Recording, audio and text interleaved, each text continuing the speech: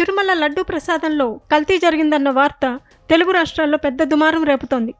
దీనిపై సర్వత్రా విమర్శలు వ్యక్తమవుతున్నాయి. ధర్మకర్తలు, పలు ఆలయాల అర్చకులు స్పందిస్తున్నారు. తాజాగా తిరుమల లడ్డూ ప్రసాదంలో కల్తీపై సమగ్ర విచారణ జరపాలని చిలుకూరు బాలాజీ ఆలయ ప్రధాన అర్చకులు రంగరాజన్ కోరారు. భయంకరమైన, నమ్మలేని నిజం ఇది అని ఆయన వ్యాఖ్యానించారు. ప్రత్యక్ష వైకుంఠ క్షేత్రమైన తిరుమలలో ఇలాంటి ఘటనలు జరగడం బాధాకరమన్నారు. అసలు టెండరింగ్ ప్రక్రియ తప్పు అని ఆయన విమర్శించారు. నిజానిజాలపై విచారణ చేపట్టాలని ఏపీ ప్రభుత్వాన్ని ఆయన కోరారు. ఈ మేరకు ఓ వీడియో సందేశాన్ని రంగరాజన్ విడుదల చేశారు.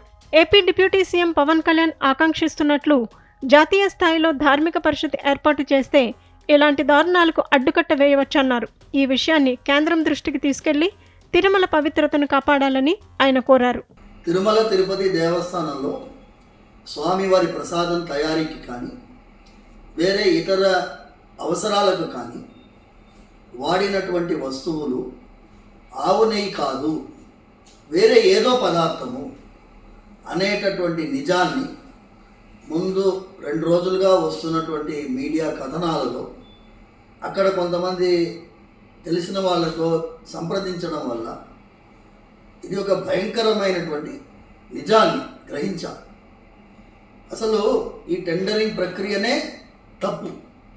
స్వామివారు శ్రీవైకుంఠం నుంచి దిగి వచ్చి భూలోకంలో ప్రత్యక్ష వైకుంఠంగా భావించే క్షేత్రం అది. అలాంటి క్షేత్రంలో స్వామివారికి ఆవు నెయ్యితో తయారు చేసినటువంటి లడ్డూ కానీ, హోమాల్లో వాడేటటువంటిది ఆవు నెయ్యే కాదు.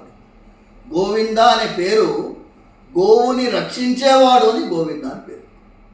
అలాంటి పేరుకి మనం ఇవాళ రోజు ఏం చేస్తున్నాము అంటే ఆయనకి వాడేటటువంటి వస్తువుల్లో కూడా వేరే జంతు కళేబరాలతో తయారు చేసినటువంటి నూనెల్ని వాడుతున్నాము అంటే చాలా భయంకరమైనటువంటి, నమ్మలేనటువంటి నిజంగా ఉంది. దీంట్లో నిజానిజాలు తేల్చాలని అక్కడ ఆంధ్రప్రదేశ్ ప్రభుత్వాన్ని, ముఖ్యంగా ఒక థర్డ్ పార్టీ ఎంక్వైరీ చేయాలని ప్రార్థిస్తాం. రెండవది, పవన్ కళ్యాణ్ గారు, డిప్యూటీ చీఫ్ మినిస్టర్ గారు, ఉప ముఖ్యమంత్రి గారు ఇవాళ ఒకరోజు ముఖ్యమైనటువంటి స్టేట్మెంట్ రిలీజ్ చేశారు.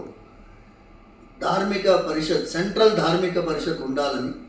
మా నాన్నగారు సౌందరరాజన్ గారు ఇదే విషయం పైన జస్టిస్ రమాజాయిస్ కమిటీని కూడా ఆంధ్రప్రదేశ్, తెలంగాణ ఉమ్మడి ఆంధ్రప్రదేశ్గా ఉన్నప్పుడు ఈ చట్టాన్ని సవరించినప్పుడు ధార్మిక పరిషత్ వెంటనే ఏర్పాటు చేయాలని, ఆ ధార్మిక పరిషత్ ఆధ్వర్యంలో దేవాలయాలు నడవాలని, అలాంటి సమయంలో ఇలాంటి విషయాలు కొంచెం జాగ్రత్త పడతారేమో అని మనస్ఫూర్తిగా ప్రార్థిస్తున్నాము.